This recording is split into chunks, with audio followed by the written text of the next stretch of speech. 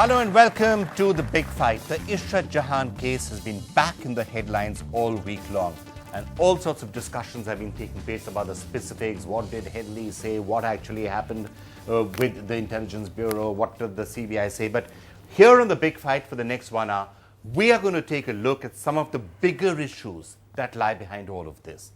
The big questions: was Ishrat Jahan really a terrorist or not? But related to that, whether she was a terrorist or whether she was not, was an encounter justified? Relating to that, if encounters are not to take place, how does the police safeguard itself and safeguard the nation? And can you at any point give your law enforcement authorities the license to therefore commit murder to protect the nation? Those are all the big issues that have been floating around. And another issue, of course, which is centered in this: has the entire matter been politicized?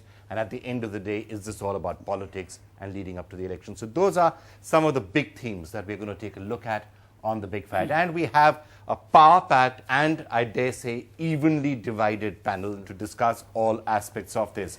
To start, let me welcome from Ahmedabad, Mr. Jay Narayan Vyas, who's the spokesperson of the Gujarat unit of the BJP. And here in our studio, we have Amiben Yagnik, who's the spokesperson of the Congress party in Gujarat. So great to have both of you with us.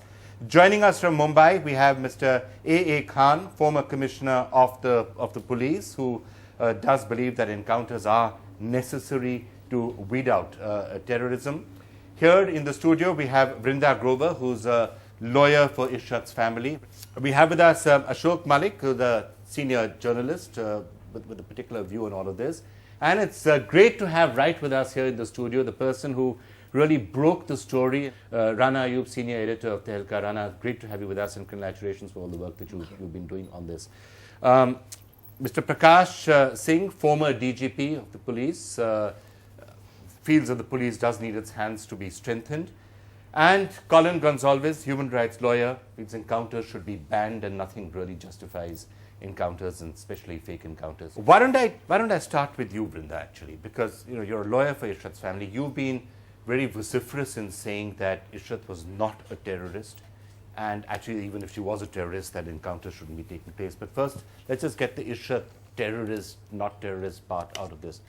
There were a lot of evidence, affidavits that have been filed even later, including by the central government, which did seem to point that maybe she was a terrorist. Why do you say she was completely innocent? What is the basis for saying Ishrat is a terrorist? Actually, there is no evidence to say it. It has been said in the media as a lie, and it has actually been amplified so many times that now people are beginning to ask this question. Even in the FIR that was lodged by the crime branch Gujarat police, which we have now learned had actually been drafted a couple of days prior to the executions, did not name her. They did not know who she was. Let me just finish.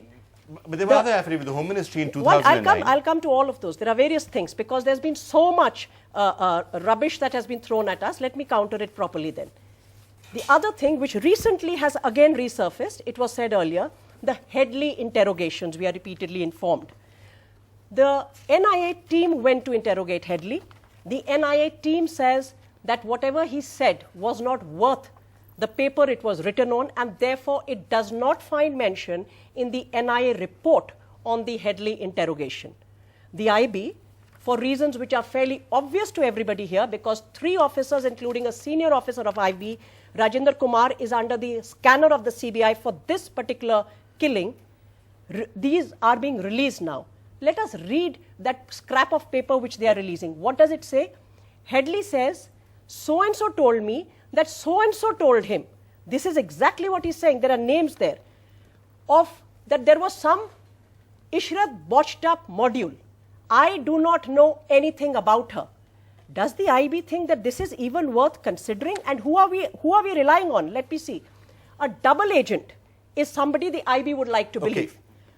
I'll finish very quickly. Some websites of banned terrorist organizations that they would like to eliminate in the interest of national security, I would like to believe, which has also reneged from it.